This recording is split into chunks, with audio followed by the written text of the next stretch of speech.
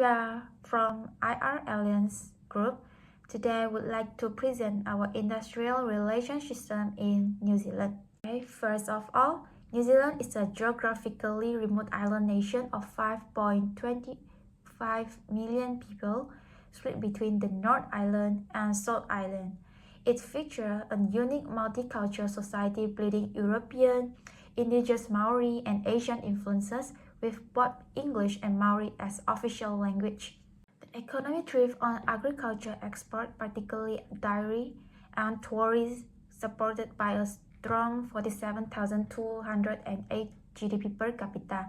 Environmentally progressive, New Zealand generates 88% of its electricity from renewable resources while working toward carbon neutrality.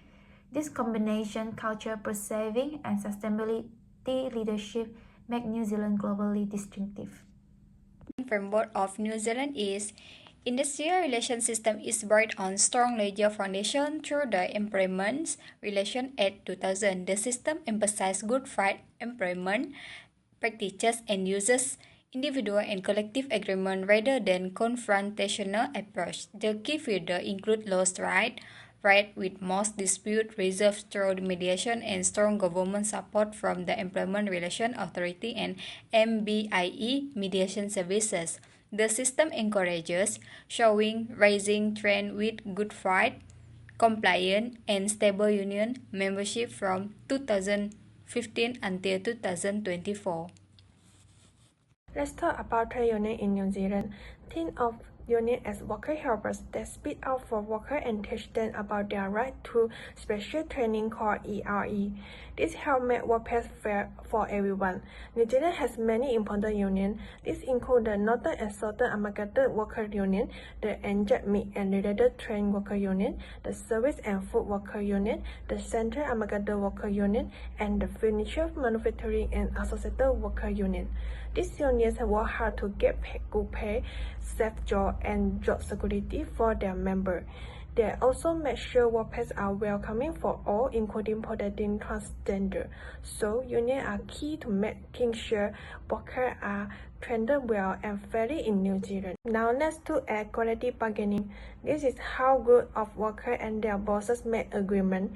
It's a process where union and company talk and agree on job rules. They must always be honest and work together.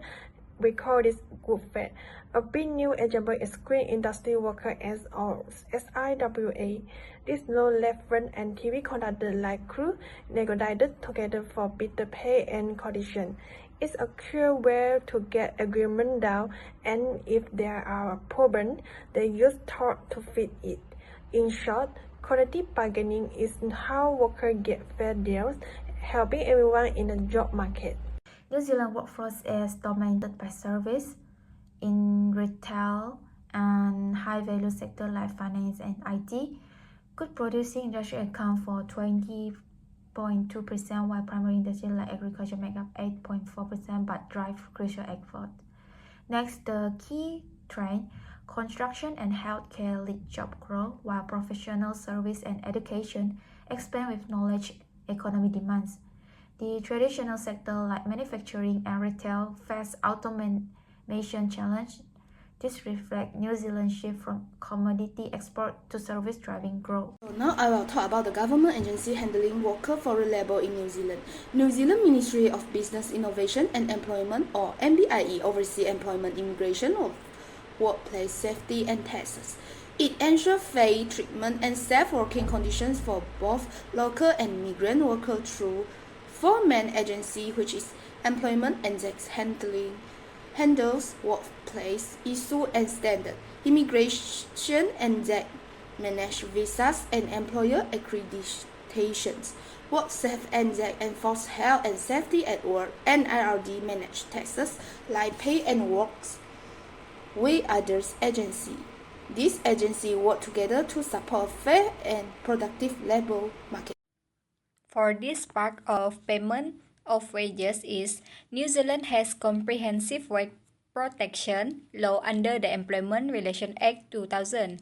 Wages must be paid directly into worker account by check, and unauthorized wages deduction, a prohibited unless agreed in writing. The current minimum is 23.15 per hour for adult, reviewing yearly. Employee payslip must show full breakdown of gross pay, net pay, and deduction. Importantly, employees have the right to file grievance and can report late or unpaid wages to the ERA seeking compensation. New Zealand ranked fourth globally for gender equality with strong emphasis on pay equity, leadership and workforce participation. However, disparities still exist. Maori and Pacific women face significant pay gaps and lower job access. Only 28 of board positions are held by women, and many face career setbacks after childbirth.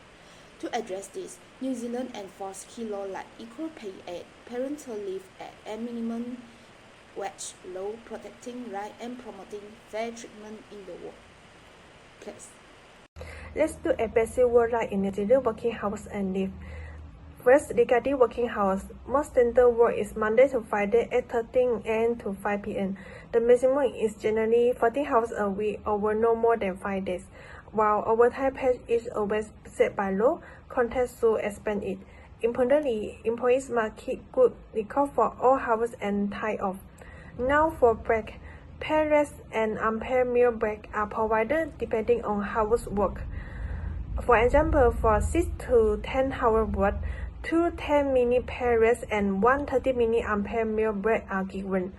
Moving to leave entitlement or time off. After 1 year, at least 4 weeks of paid annual leave is accrued.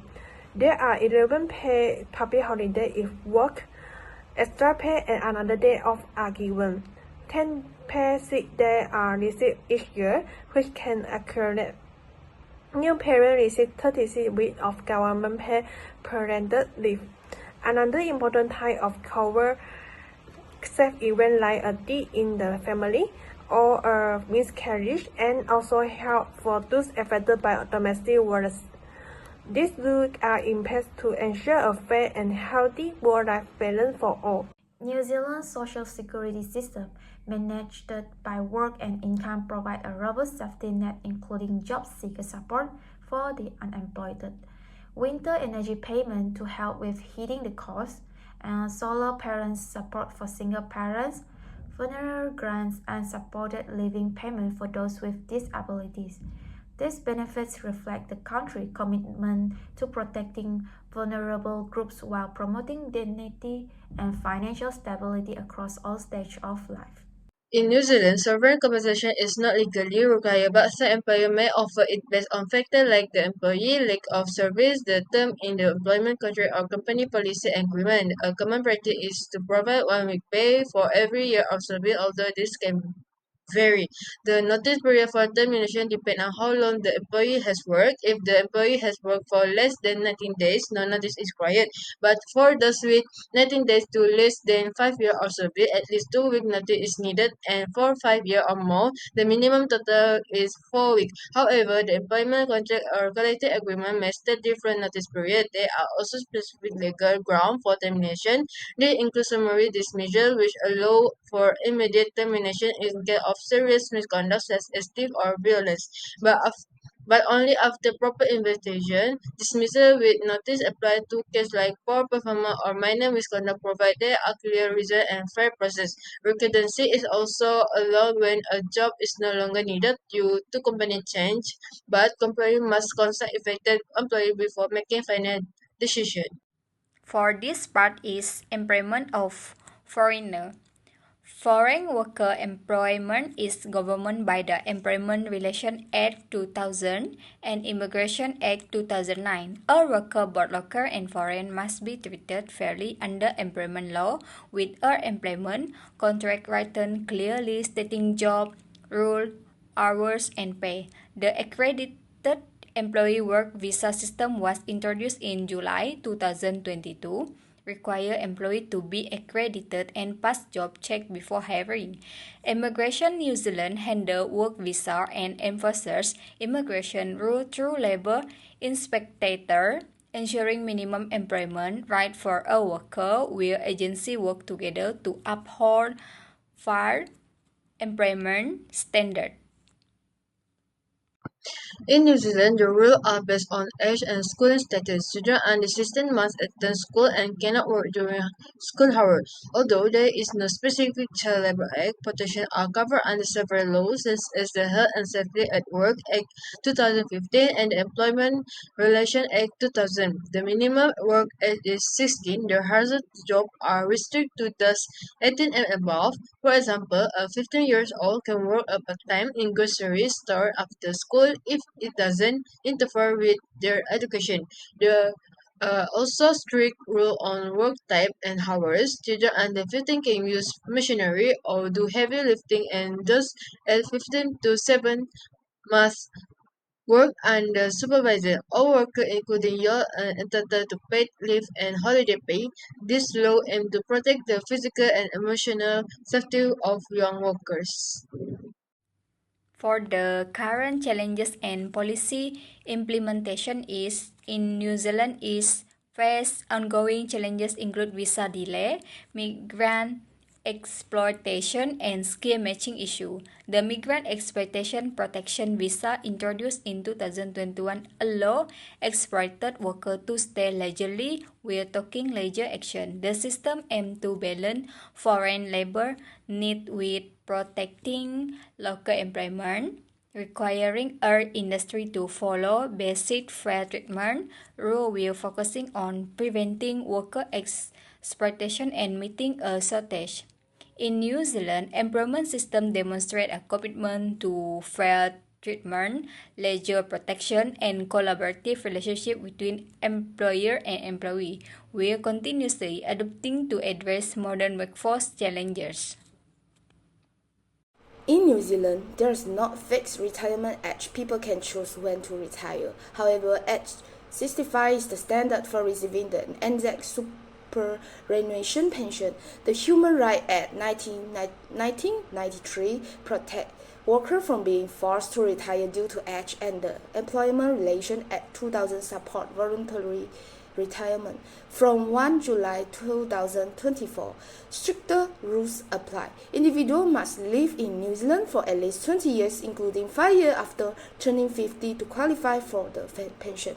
Only certain roles, like pilots or others contract, are allowed to have set retirement age. Now I will talk about the employment law and worker protections. First, fundamental employment law are the basics, rules, fair treatment, no discriminations, and minimum standard. Then, workplace safety and health is about keeping everyone safe, preventing accident and illness with proper procedures and equipment. Employee rights ensure fair pay, reasonable hour leave, and protections from unfair dismissal. Conversely, employer obligations are the responsibility, legal compliance, and providing a safe space, proper wage, and managing record. Finally, dispute resolutions give the clear way to solve the problem, whether through internal process, mediation, or legal channel. In summary, New Zealand and Malaysia showcase constructing labor models. New Zealand prioritizes worker empowerment with high minimum wage, strong union, and employer-paid visa. Malaysia option for centralized control with regional wage tier and employee-funded social security like EPF or SOCSO, while New Zealand offer flexibility like 4 weeks leave, and Malaysia enforce stricter overtime rules. Both protect workers but reflect unique culture priorities, which is autonomy in New Zealand, structure in Malaysia. That's all from our group. Thank you.